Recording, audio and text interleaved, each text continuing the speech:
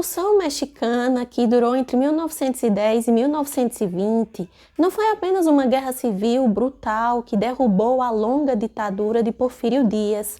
Foi um terremoto social, político e cultural que sacudiu os alicerces da nação, deixando um país devastado, mas também incrivelmente fértil para a reconstrução.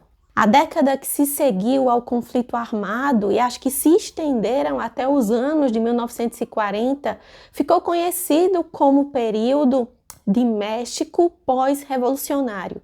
Foi, na verdade, um laboratório intenso, onde se forjou com sangue, suor e tinta uma nova identidade para o México. Ao final da luta armada em 1920, o cenário era desolador. A infraestrutura estava arruinada, a economia destroçada e centenas de milhares de mexicanos haviam perecido. O Estado Central estava enfraquecido e o poder era disputado por uma miríade de chefes militares regionais, conhecidos como os caudilhos, e facções políticas divergentes. O grande desafio era pacificar o país, reconstruir suas instituições e, acima de tudo, responder às demandas populares que haviam inflamado a Revolução, que era a terra, a liberdade e a justiça. A reconstrução política foi lenta e complexa. Figuras como Álvaro Obregón e Plutarco Elias Calles emergiram como líderes fortes, buscando consolidar o poder do Estado Central sobre os caudilhos regionais e criar as bases de um governo estável. Foi sob a influência de Calles, conhecido como Jefe Máximo, que se fundou o Partido Nacional Revolucionário, PNR, em 1929. O embrião do futuro Partido Revolucionário Institucional, PRI, que dominaria a política mexicana por mais de 7 décadas.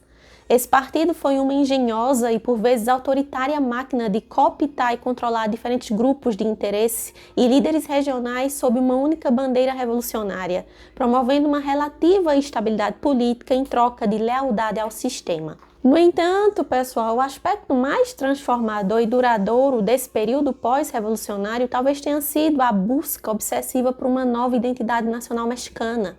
Os líderes intelectuais e políticos perceberam que unificar o país e legitimar o novo regime exigia mais do que instituições. Exigia uma narrativa poderosa, um mito fundador que substituísse as antigas lealdades e celebrasse a essência do ser mexicano. E foi assim que a cultura tornou-se a arma principal do Estado. Figuras chaves nesse projeto foi José Vasconcelos, secretário de Educação Pública sob Obregón. Vasconcelos empreendeu uma cruzada cultural sem precedentes. Ele acreditava que a educação e a arte eram os pilares para regenerar a nação e forjar uma identidade comum. Seu projeto tinha 2 eixos fundamentais. A educação massiva, com construção de milhares de escolas rurais, formação de professores, conhecido como os misioneros culturales, e campanhas de alfabetização para alcançar as massas camponesas indígenas historicamente excluídas. E 2, o patrocínio estatal às artes.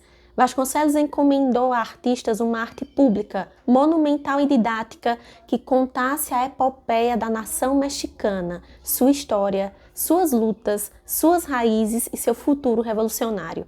Nasceu assim o movimento artístico mais emblemático do período, conhecido como muralismo mexicano. E aqui a gente vai fazer uma conexão com Diego Rivera.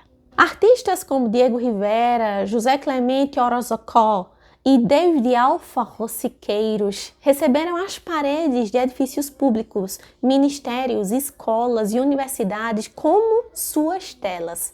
Seus murais gigantescos não eram meras decorações, eram aulas de história, sociologia e política pintadas. Eles glorificaram os heróis revolucionários, Zapata ou Villa, por exemplo.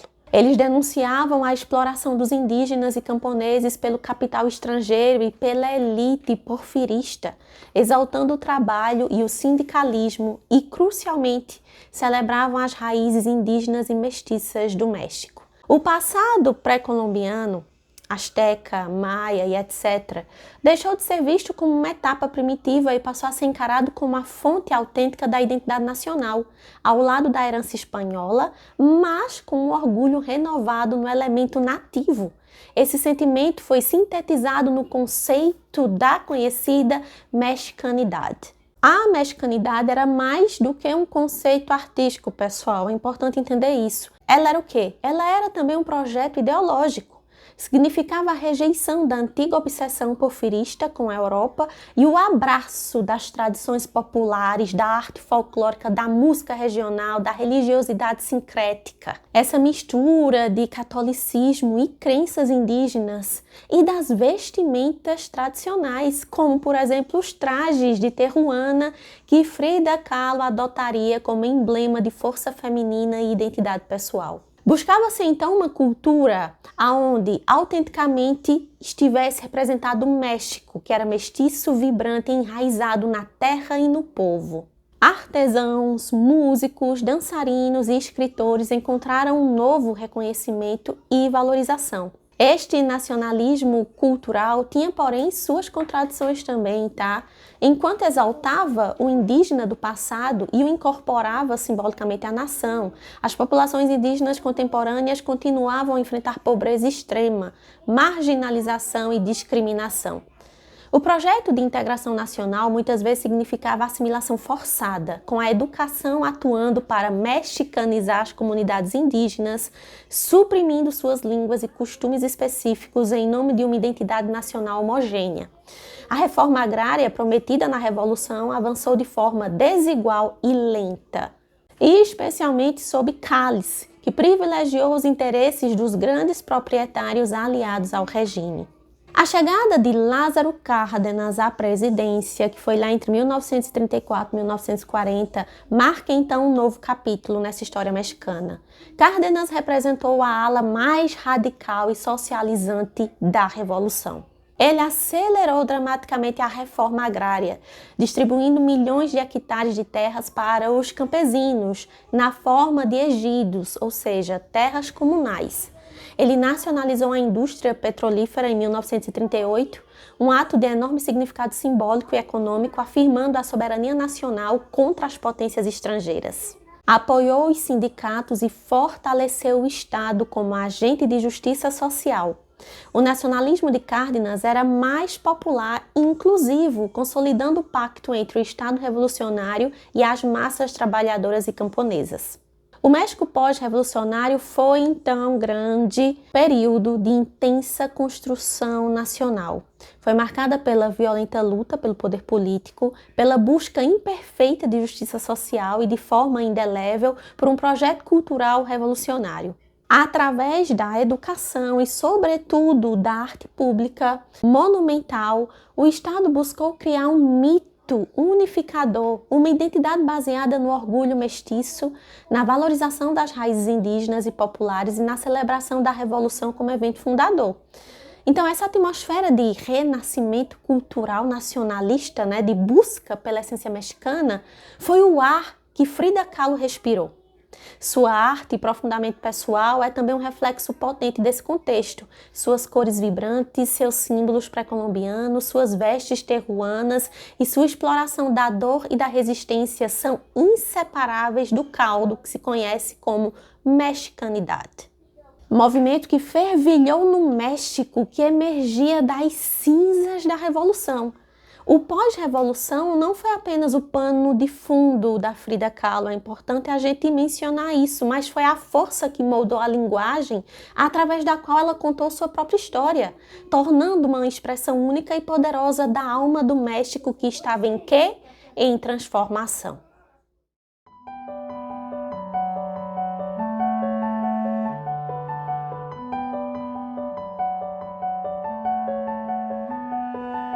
Frida Kahlo's home, that was just called the Casa Azul because it's bright, bright blue walls on the outside, it was built by Frida Kahlo's father in Coyoacán, a district in the southern part of Mexico City. Frida was born there, and she lived there most of her life.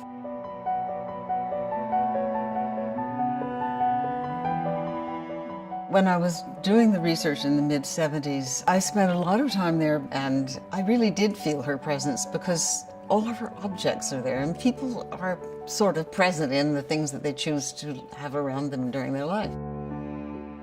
Magdalena Carmen Frida Kahlo Calderón veio ao mundo em 6 de julho de 1907 na vibrante Casa Azul, em Coyoacán, um bairro então distante do centro da cidade do México. Este endereço não seria apenas sua casa de infância, mas um refúgio, um estúdio e, por fim, seu mausoléu e museu. Curiosamente, ao longo da vida, Frida afirmava ter nascido em 1910, o ano do início da Revolução Mexicana. Esta reinvenção não era um mero capricho da Frida, era uma poderosa afirmação simbólica. Ela buscava vincular seu próprio surgimento ao nascimento do México moderno, sugerindo que sua essência e destino estavam intrinsecamente ligados a convulsões e ao renascimento de sua nação. O ambiente familiar em que Frida cresceu foi complexo e bem marcante, marcando a sua sensibilidade e resiliência desde cedo. Seu pai, Guilhermo Kahlo, era um imigrante alemão de origem húngaro-judaica que chegou ao México muito jovem. Fotógrafo, talentoso e muito meticuloso, trabalhava frequentemente para o governo, documentando a arquitetura colonial e obras públicas. Frida nutria por ele uma profunda admiração e afeto. Guilhermo sofria de epilepsia, uma condição que na época carregava estigma e instabilidade. Sua luta silenciosa contra a doença e sua profissão, que exigia um olhar aguçado para detalhes, composição e luz, exerceram uma influência fundamental na futura artista. Frida herdou dele não só o interesse visual, mas também uma certa melancolia e a necessidade de disciplina no trabalho criativo. Sua mãe, Matilde Calderón y González, era mexicana de raízes indígenas e espanholas e uma católica fervorosa e rígida. A relação de Frida com Matilde era significativamente um pouco mais difícil e distante do que com o pai, apesar de, em suas cartas, a gente não perceber esse distanciamento todo. O temperamento austero da mãe, sua devoção religiosa inflexível e o foco nos deveres domésticos criaram uma barreira entre elas. Frida, rebelde e questionadora desde jovem, muitas vezes se sentia incompreendida e reprimida pela visão conservadora de Matilde. Essa relação tensa reverbera mais tarde em sua arte, que frequentemente explora temas de maternidade, dor feminina e oposição às expectativas sociais tradicionais. Frida era a terceira de 4 filhas. Suas irmãs eram Matilde, Adriana e Cristina. Cristina era a mais próxima de Frida na infância e juventude, uma confidente, na verdade. No entanto, essa proximidade tornou uma traição posterior ainda mais devastadora. Anos mais tarde, já casada com Diego Rivera, Frida descobriria que Cristina teve um caso prolongado com o muralista.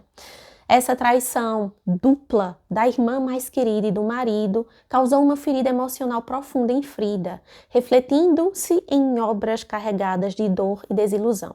Aos 6 anos de idade, em 1913, Frida enfrenta o seu primeiro grande desafio físico em vida, a poliomielite. A doença deixou sequelas permanentes, atrofiando sua perna direita, que ficou mais fina e mais curta que a esquerda, causando uma claudicação, uma mancada perceptível. As crianças cruéis da vizinhança apelidaram-na de Frida Perna de Pau. Esse episódio foi crucial no desenvolvimento de sua personalidade. Para esconder a diferença nas pernas, começou a usar calças compridas e mais tarde as longas e exuberantes saias tradicionais mexicanas que se tornariam sua marca registrada. A doença forjou nela uma força de caráter excepcional, uma determinação feroz para superar limitações físicas e uma consciência precoce de ser diferente. A necessidade de se afirmar, de compensar a fragilidade física com força interior e presença muito marcante começou a se formar ali. Apesar dos desafios, Frida demonstrou desde cedo uma inteligência aguçada e um espírito muito independente. Em 1922, um ato significativo para uma mulher da época, ela conseguiu fazer o quê? Ingressar na prestigiosa Escola Nacional Preparatória, uma das instituições de ensino mais importantes do país, então recém-aberta para um pequeno número de alunas. Ali, ela se juntou a um grupo de intelectuais rebeldes e politicamente engajados conhecido como Los Cachuchas, nome derivado dos bonés que usavam. Este grupo foi seu primeiro contato com ideias progressistas, com debates políticos e uma certa boêmia intelectual. Na preparatória, seu sonho era se tornar médica, uma ambição que demonstrava sua curiosidade científica, sua força de vontade e seu desejo de compreender e talvez curar o corpo humano. Um tema que tragicamente se tornaria central em sua vida de uma maneira muito diferente do que ela poderia imaginar. Essa fase inicial da vida de Frida na Casa Azul, sob a influência do pai artista e da mãe austera, marcada pela poliomielite e nutrida por uma educação de elite incomum para mulheres, plantou as sementes da mulher e artista que ela se tornaria. Forjou sua resiliência, sua sensibilidade visual, sua consciência de corpo, a sua rebeldia contra as convenções e sua profunda conexão com sua casa e com sua terra, Coiacán. Era a base sobre a qual os eventos dramáticos que se seguiram, após, como o acidente, o encontro com Diego, a dor crônica nas costas, iriam atuar transformando-a na icônica Frida Kahlo, como a conhecemos até hoje.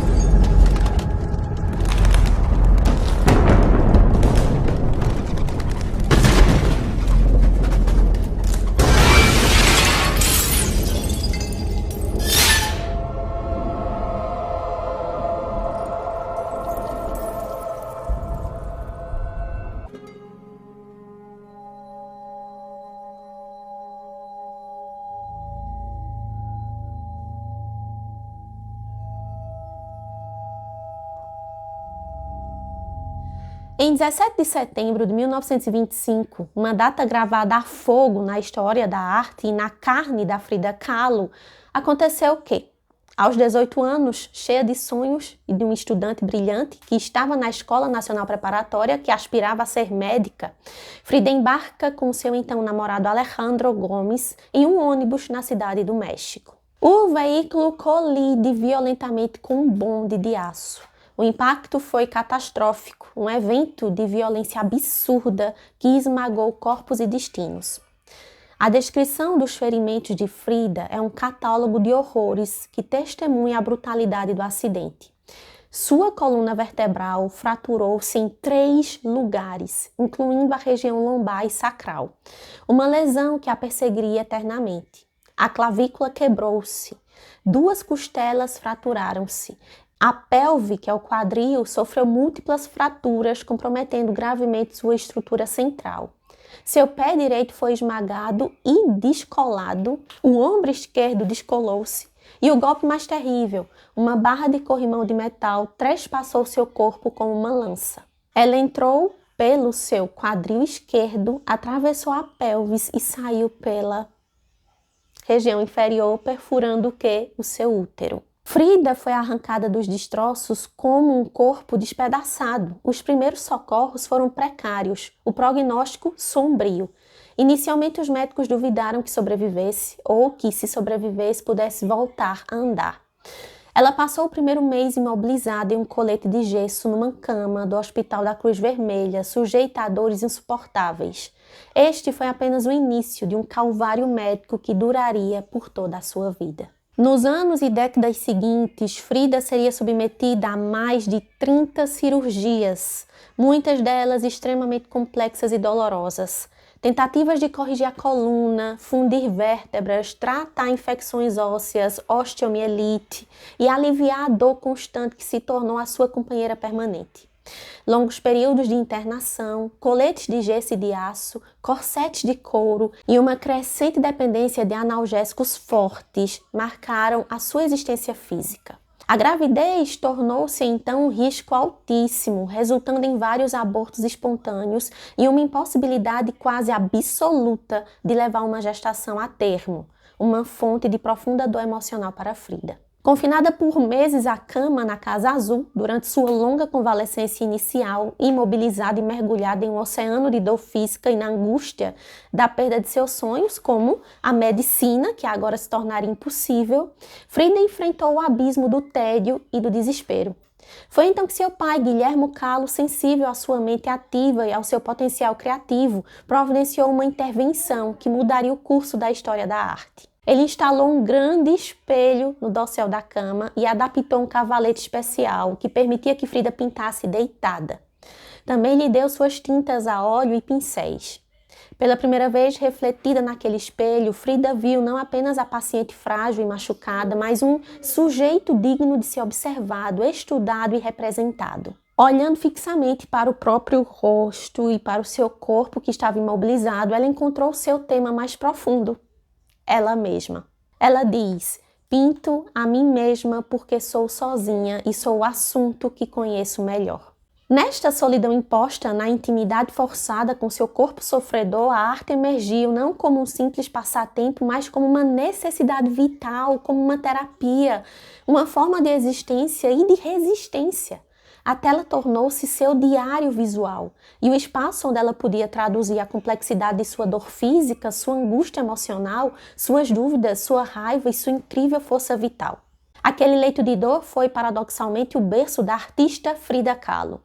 O acidente que partiu seu corpo foi o catalisador que forçou à superfície a um talento extraordinário e uma voz artística única. A pintura tornou-se seu meio de navegar entre o sofrimento, de afirmar sua identidade, de questionar seu destino e, acima de tudo, de transformar a dor em algo tangível, belo e poderoso. A Frida, estudante de medicina, morreu naquele ônibus. A Frida, artista, visceral e imortal, renasceu na cama com o espelho e as tintas. O ponto de virada foi trágico, mas dele brotou a semente de uma obra que continua a comover e a iluminar e encantar o mundo.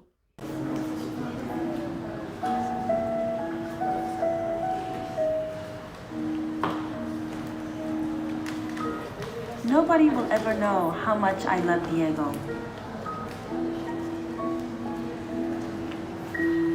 I don't want anything to hurt him.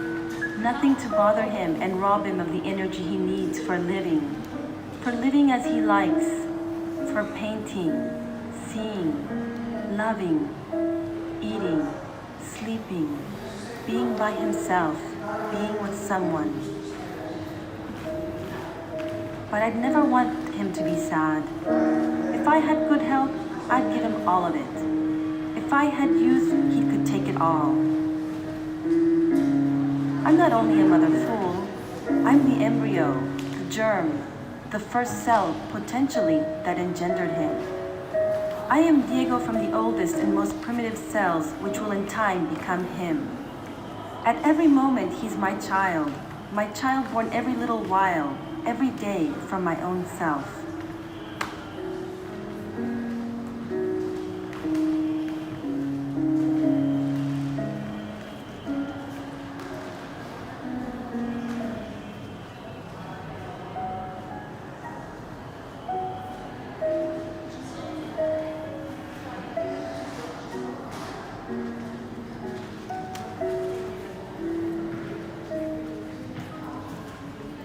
O encontro entre Frida Kahlo e Diego Rivera foi mais, do que um simples encontro banal, Foi uma colisão entre esses dois seres, eu tenho que admitir isso, uma união de talentos, mas também uma união de paixões e também de contradições que vai definir a vida emocional e artística da Frida. Essa vivência com o Diego produz uma das histórias de amor mais intensas e turbulentas da história da arte, porque a coisa ali também não era muito saudável, Frida conheceu o já célebre muralista, gigante tanto em estatura quanto em fama, em 1928. Quando ele trabalhava num mural na Escola Nacional Preparatória, onde ela estudara. Corajosa, Frida levou alguns de seus primeiros quadros, pintados durante a longa convalescência pós-acidente, para mostrar a ele. Diego, conhecido por seu olho crítico e personalidade avassaladora, não apenas elogiou seu trabalho, como reconheceu imediatamente um talento único e uma voz autêntica, algo raro e precioso. Esse reconhecimento inicial por parte do mestre foi fundamental para a frágil autoconfiança artística da Frida. A atração foi inevitável, pessoal, e bem avassaladora. Em 1929, Frida, com apenas 22 anos, e Diego, com 43, se casaram. A própria Frida resumiu a união com uma frase que se tornaria célebre: "Casei com Diego, foi o segundo grande acidente da minha vida." As diferenças físicas eram gritantes e frequentemente comentadas. Ele monumental, obeso, de feições rudes. Ela pequena, frágil, de traços marcantes e exóticos. Frida brincava. Ele era um elefante e uma pomba. Mas a conexão ia muito além da aparência. Era uma fusão intelectual que existia ali também. Ambos eram comunistas fervorosos, pelo menos a princípio, apaixonados pela cultura e política do México e mergulhados no fervilhante mundo artístico do pós-revolução. Diego via em Frida não uma discípula, mas uma artista original. Frida admirava o gênio de Diego e sua força criativa. Só que nem tudo foram flores nesse casamento, galera. A dinâmica do casamento foi intensamente marcada, não só por sabor, mas também por dissabores, marcada pela dor. Existia ali um amor profundo e uma admiração mútua inegável. Existia uma cumplicidade que os mantinha unidos. Diego foi sem dúvida o maior incentivador da carreira de Frida, promovendo seu trabalho e acreditando em seu potencial. Mas essa devoção coexistia com as infidelidades constantes e flagrantes de Diego Rivera. Seu apetite sexual era voraz e indiscriminado e ele via a fidelidade como uma limitação burguesa. As traições eram públicas e humilhantes para Frida. O golpe mais devastador veio em 1934, quando Frida descobriu que Diego tinha um caso prolongado com sua irmã mais próxima, Cristina. Essa traição dupla do marido e da irmã, que era sua confidente, causou uma ferida emocional profunda e irreparável em Frida, que mergulhou-a em uma crise de dor e desespero que ecoaria fortemente depois em sua arte. Frida, por sua vez, também teve inúmeros casos, tanto com homens como com mulheres, buscando talvez conforto, vingança ou afirmação de sua própria autonomia e sexualidade que era fluida. A relação tempestuosa atingiu seu limite em 1939, culminando no divórcio. O sofrimento mútuo era insustentável, porém o vínculo entre eles era mais forte do que a dor. Em 1940, realizaram um recasamento surpreendente. Desta vez, Frida impôs condições claras: independência financeira, cada um sustentaria seu trabalho com suas próprias vendas, e liberdade sexual explícita. Nenhum dos dois deveria exigir fidelidade do outro. Esse novo acordo refletia a evolução de Frida, uma mulher mais consciente de seu valor como artista, mais assertiva e determinada a preservar sua identidade dentro do turbilhão que era viver com Diego Rivera. A influência de Diego na arte de Frida é imensa e paradoxal. Ele foi seu mais fervoroso defensor e crítico, incentivando-a a aprofundar seu estilo único, baseado na arte popular mexicana, e a explorar sua própria realidade sem concessões. Por outro lado, a dor causada por suas infidelidades e o desejo de maternidade frustrado, agravado pelas sequelas do acidente que levaram a múltiplos abortos, tornaram-se temas centrais e recorrentes em suas obras. Quadros como Hereford Hospital, que retrata visceralmente um aborto espontâneo e sua solidão, ou Alguns Espinhos, onde Diego aparece como o sol que a sustenta, mas também a fere com os espinhos no colar, são testemunhos eloquentes de como seu amor e também sofrimento por Diego eram matéria-prima fundamental para o que ela pintava. Diego era então simultaneamente seu porto seguro e também sua fonte mais profunda de angústia. Para além de Diego, os relacionamentos de Frida foram diversos e refletiam sua personalidade intensa e sua sexualidade fluida. Seu caso com o exilado russo Leon Trotsky, que viveu com ela e Diego na Casa Azul em 1937, teve um peso mais político e intelectual, embora também apaixonado. A intensa ligação com a cantora Chavela Vargas, de personalidade forte e igualmente transgressora, foi uma das mais significativas relações lésbicas de sua vida, permeada de paixão e música. O escultor Isamu Noguchi foi outro amante notável. Esses relacionamentos, frequentemente simultâneos e sem esconderijos, eram uma extensão de sua rebeldia contra as convenções sociais e morais de sua época. Sua sexualidade, querendo ou não bissexual, era parte integrante de sua identidade e de sua arte, explorada sem medo e sem vergonha, desafiando normas e afirmando sua liberdade pessoal em um mundo conservador. O relacionamento de Frida Kahlo, especialmente seu vínculo épico e bem destrutivo com Diego Rivera, foram um dos grandes motores de sua existência e de sua criação artística. Foram uma fonte inesgotável de inspiração, mas também de sofrimento agudo, que ela transformou em coragem incomum em telas de poder atemporal. Amor e dor, paixão e traição, devoção e independência se entrelaçaram em sua vida como as raízes e espinhos que ela tão frequentemente pintou, criando uma narrativa humana tão complexa e fascinante quanto a sua arte revolucionária. A arte de Frida Kahlo não se encaixa confortavelmente em nenhum movimento artístico convencional. É uma fusão única e poderosa de elementos aparentemente díspares. A precisão realista herdada da fotografia de seu pai, elementos surrealistas que emergiam naturalmente de seu inconsciente e de sua realidade distorcida pela dor.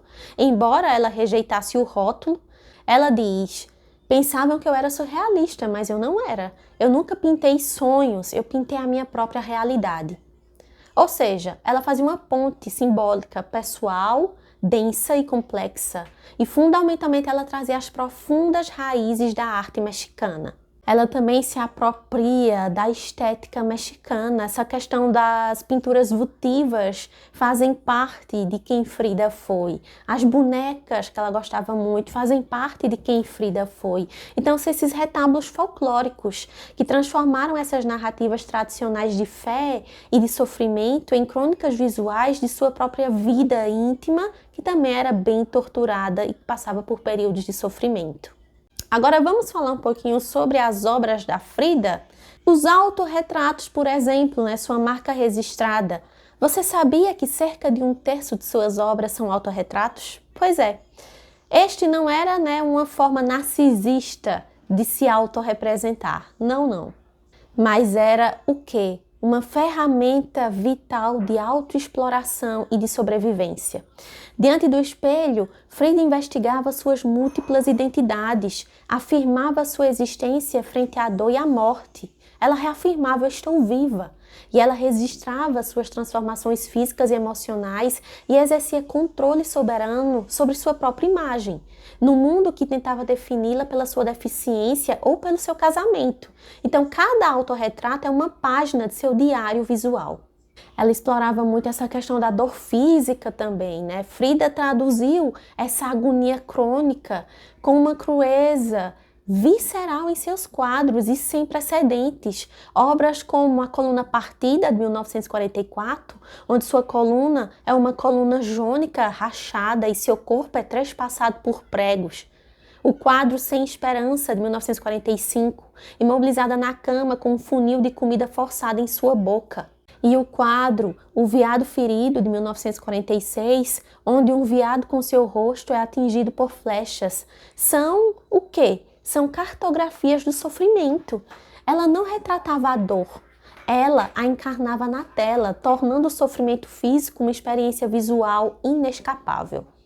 Essa questão da identidade mexicana também estava muito ligada em suas pinturas. As cores vibrantes e saturadas, o uso de símbolos pré-colombianos, os deuses, os motivos astecas. Elementos da natureza mexicana, os macacos, que são muito brincalhões, ou símbolos de luxúria, os papagaios, que são animais que trazem companhia, os cactos, que podem representar resistência, as flores tropicais, que podem representar beleza ou também decadência, e sobretudo as vestimentas tradicionais terruanas, que ela vestia como armadura e afirmação de força matriarcal indígena. Tudo isso faz parte da essência do que pode se chamar de mexicanidade em Frida. Ou seja, Frida não apenas representou o México, ela se tornou um símbolo vivo de sua cultura, da resistência e das cores que o México representa. A feminilidade, a maternidade frustrada, né? Frida também traz isso em sua arte, porque ela explorou o corpo feminino e suas funções biológicas com uma franqueza revolucionária também. A impossibilidade de ser mãe, resultado do acidente e os abortos espontâneos são temas pungentes em algumas telas que ela pintou. Em Henry Ford Hospital, ela jaz nua e sangrando em uma cama de hospital, conectada por fitas vermelhas, que são cordões umbilicais de dor, aos símbolos do trauma, né, como o feto perdido, uma flor murcha, seu osso pélvico fraturado. Na obra Meu Nascimento, ela mostra um parto sob a perspectiva do bebê, com o rosto da mãe morta coberto, uma obra chocante que confronta tabus sobre nascimento, morte e origem na própria dor. Era uma crítica radical às expectativas sociais sobre a mulher. Ela também representou muito bem essa questão da solidão, da angústia existencial, né? Esse abismo interior, né? Muitas de suas telas, mesmo as coloridas, irradiavam essa solidão, essa angústia. Os cenários são frequentemente áridos, desolados ou claustrofóbicos. Seus olhos nos autorretratos, muitas vezes lacrimejantes ou desafiadores, transmitem uma dor interior que vai além da física. Fora o posicionamento político, né? Suas fortes simpatias comunistas permeiam algumas de suas obras também. Quadros como Meu Nascimento, já citado aqui, com um retrato de Karl Marx acima da cama, e também o quadro Marxismo dará saúde aos doentes, onde ela recebe as mãos benfazejas de Marx, de Engels e Lenin, e que ela ali está declarando explicitamente a sua posição política. Então a sua arte também trazia uma crítica ao imperialismo e principalmente à opressão social. A técnica da Frida, a técnica de pintura, não posso falar muito porque eu não sou pintora, eu não entendo patativas, mas eu acho que a gente também pode se debruçar um pouquinho sobre isso também. O que eu posso dizer aqui para vocês, que eu vi no que eu li, é que a técnica da Frida ela era incomum, ela era minuciosa, mas ela trazia uma influência direta do olhar fotográfico do pai. As cores eram intensas e cada cor também tinha um peso simbólico. O vermelho, sangue, paixão, o verde, esperança, o marrom, terra mexicana, o amarelo, doença ou então luz. Então essas composições são frequentemente unidas, às vezes perturbadoras, com elementos que estavam ali flutuando, com perspectivas mais achatadas, com cortes abruptos na tela, que refletiam também uma realidade que era o quê? Fragmentada. Essa questão simbólica era muito onipresente, né? Os animais, como os macacos, os gatos, os papagaios, os cachorros que ela pintava, representam o quê? Companhia, traição, dor, aspectos de sua personalidade, as plantas também que ela trazia, cactos, flor, folha, que pode simbolizar vida, mas também pode simbolizar morte, fertilidade, resiliência, objetos também como espelhos, coração, prego, coluna, eram metáforas. E metáforas de quê? Metáforas diretas do seu estado físico e emocional. Então, se eu posso falar um pouco sobre técnica de pintura, que eu também realmente não posso falar porque eu não entendo, mas é trazer isso aqui para vocês, os elementos que ela usava, as cores que ela escolhia, tudo fazia sentido. E ela trazia isso dentro de sua tela, e que muitas vezes não era confortável. E dentre esses vários quadros que a Frida pintou, ela tem algumas obras que fazem parte do cânone conhecido como Frida Kahlo. Como assim? O quadro As Duas Fridas, por exemplo. Pintada após o divórcio de Diego, é a representação máxima da sua dualidade. São duas Fridas, sentadas lado a lado, conectadas por artérias que sangram. Uma veste um traje vitoriano branco, a Frida europeia, rejeitada por Diego, com o coração partido e uma pinça tentando estancar o sangue. A outra veste um traje tradicional terruano, a Frida mexicana, amada por Diego, segurando um pequeno retrato dele. O céu tempestuoso reflete a tormenta interior. É um autorretrato duplo sobre identidade, amor e perda. O quadro A Coluna Partida também é muito famoso. É uma das representações mais diretas e agoniantes de sua dor física. Seu corpo é aberto para revelar uma coluna jônica, substituindo sua espinha, rachada em vários pontos.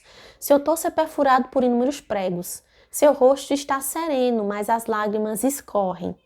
O cenário desolado reforça a solidão do sofrimento. O colete ortopédico que a mantém unida é a única proteção. O outro quadro, Henry Ford Hospital, é uma obra que fala sobre o aborto espontâneo, sofrido, que ela passou em Detroit. Frida está nua, vulnerável e sangrando em uma cama de hospital, no meio de uma paisagem industrial desolada.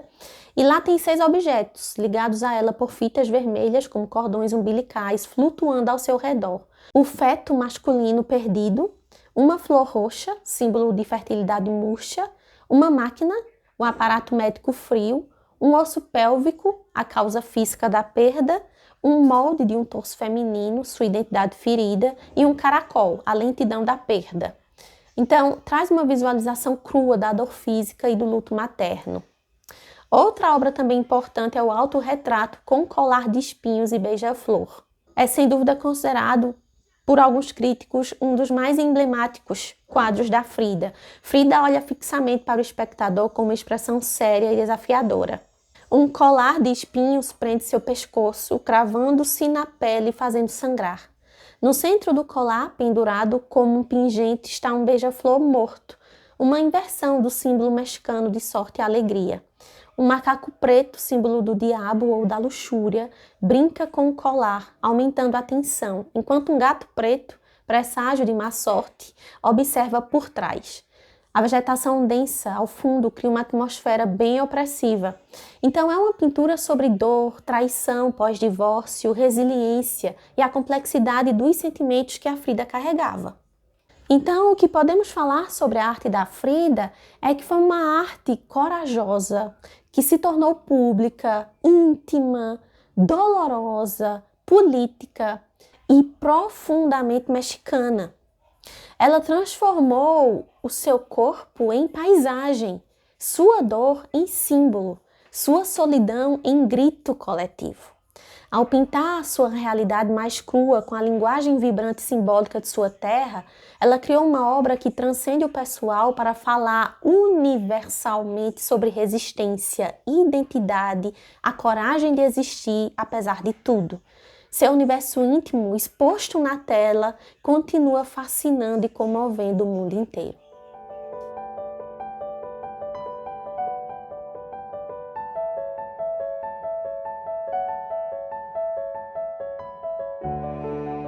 The house is decorated with mostly folk artifacts, a reflection of her sympathy for the people of Mexico, the poor of Mexico, the Indians, and that was such a powerful matter of pride for Frida Kahlo to be very Mexican. Mexicanidad was a very strong emotion, even a political feeling in all the artists in Mexico during the 20s and 30s and 40s. Casa Azul is the essence of Mexicanidad.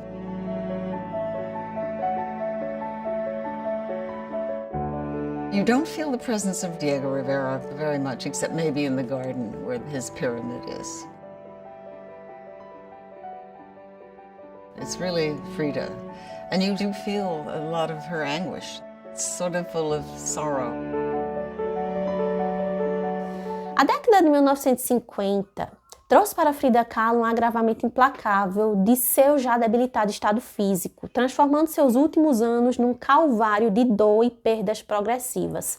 As múltiplas cirurgias na coluna vertebral, tentativas desesperadas de aliviar a tortura crônica que a acompanhava desde o acidente, apenas acrescentaram novos traumas e frustrações.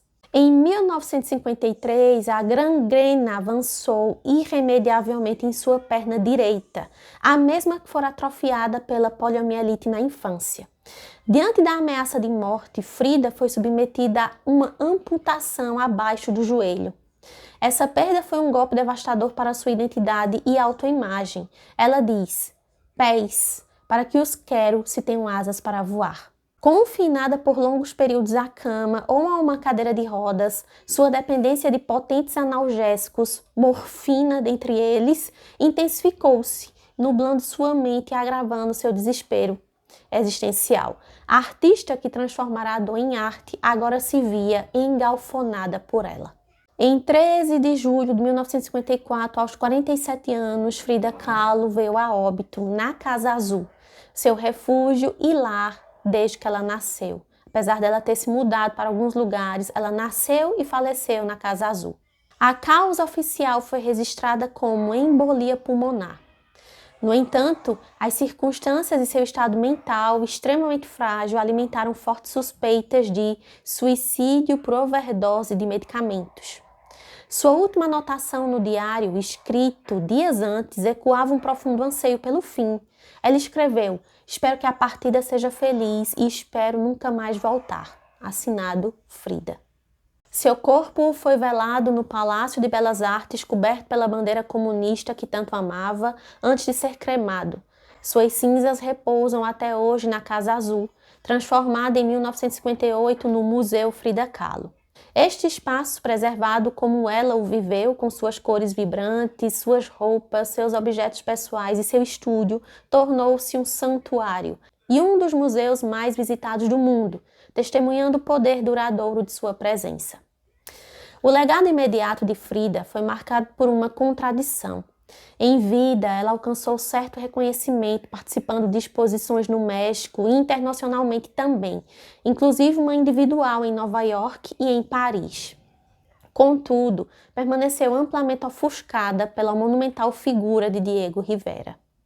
Muitos críticos de arte a viam como uma curiosidade, uma pintora de miniaturas, cuja obra era interessante por sua estranheza e pela conexão com Diego, mas não como uma grande artista por mérito próprio.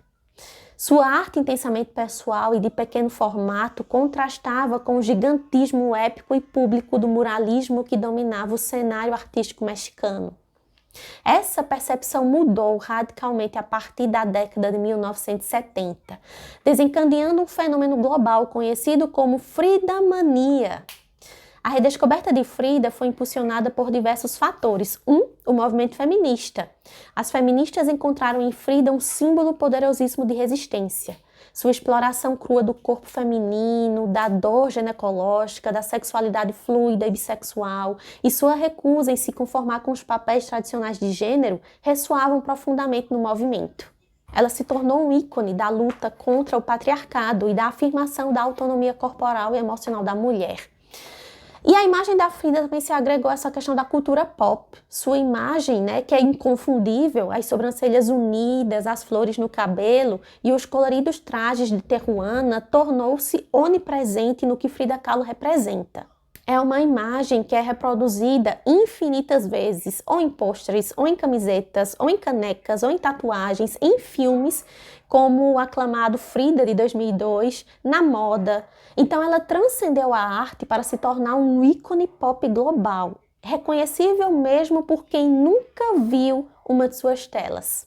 Frida tornou-se então um símbolo crucial para diversas comunidades.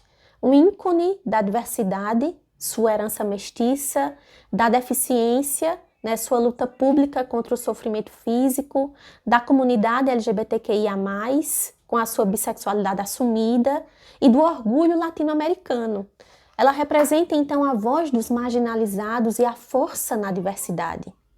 Historiadores da arte reexaminaram profundamente seu trabalho e reconheceu-a como original, radical e com grande poder expressivo.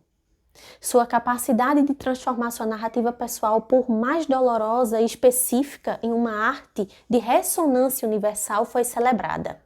A mulher pequena, considerada pintora de miniaturas, foi elevada ao status de uma das artistas mais importantes e influentes do século XX. O legado de Frida Kahlo é a prova de que a arte pode emergir das cinzas do sofrimento para alcançar uma imortalidade. A mulher que lutou contra a dor física constante, as traições do marido e as limitações do corpo frágil transformou sua vida em uma obra de arte inesquecível. Sua Casa Azul é uma imagem e símbolo de resistência, e suas telas continuam a falar com uma intensidade atemporal sobre coragem de existir, sentir e criar apesar de tudo. Frida, a flor que brotou na dor e na cor do México, floresceu para o mundo. Frida Kahlo realizou uma das transformações mais extraordinárias na história da arte. Transformou a matéria crua de sua existência, a dor física, emocional, o turbilhão de seus amores, as traições, as cicatrizes profundas no seu corpo, seu amor visceral pelo México, em algo único e de poder atemporal. Sua obra não é apenas uma pintura, ela é sangue, lágrima, grito e resistência. Cada pincelada dada por ela foi um ato de coragem e uma afirmação de vida frequente. Vida onde existe força, mas também onde existe fragilidade, onde existe alegria, mas também existe sofrimento. A inseparabilidade entre sua vida e sua obra é o cerne de seu legado.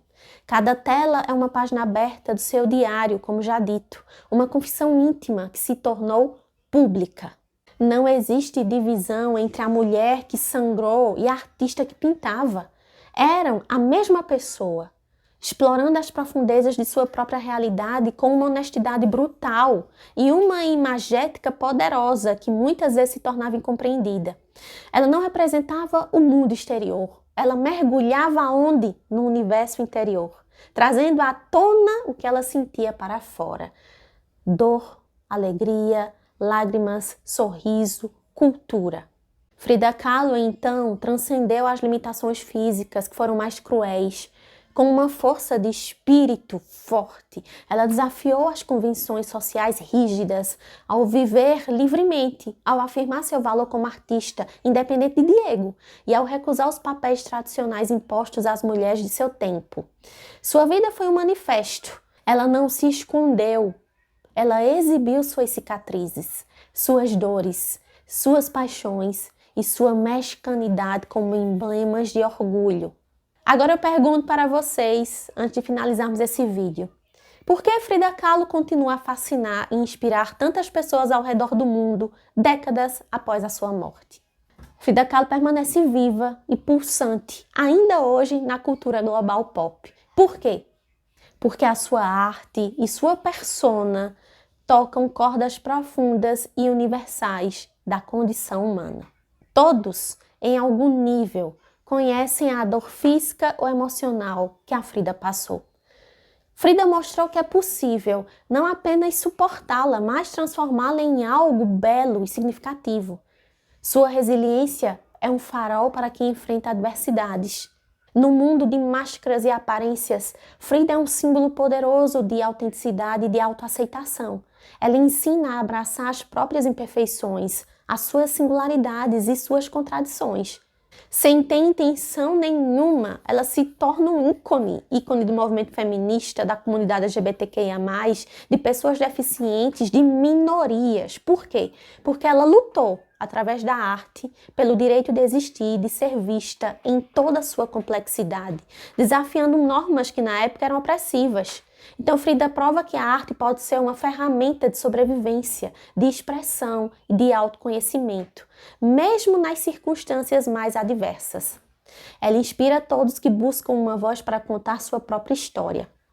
Sua celebração vibrante da cultura mexicana, das cores, das tradições populares ressoa como qualquer pessoa que busca afirmar suas próprias raízes e identidade cultural num mundo globalizado como algo forte, importante, que merece ser lembrado e visto, trazendo uma estética única, inconfundível, né? As suas sobrancelhas unidas, as flores, as cores, aquele olhar desafiador dela, se torna uma linguagem visual poderosa e que é imediatamente reconhecida.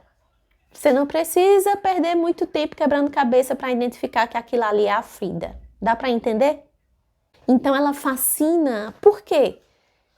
Porque a sua vida personificou lutas, personificou paixão, personificou criatividade. Ela conseguiu transformar a dor em uma narrativa, ao afirmar certas condições e quebrar algumas expectativas.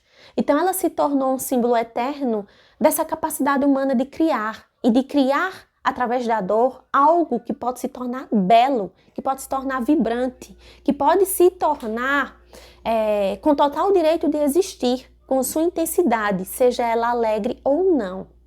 Então Frida é amada, celebrada e carregada nos corações de milhares, não só apenas dos mexicanos, mas de várias pessoas que imigraram, que saíram de seus países, que assumiram o seu ser interior com toda a verdade possível.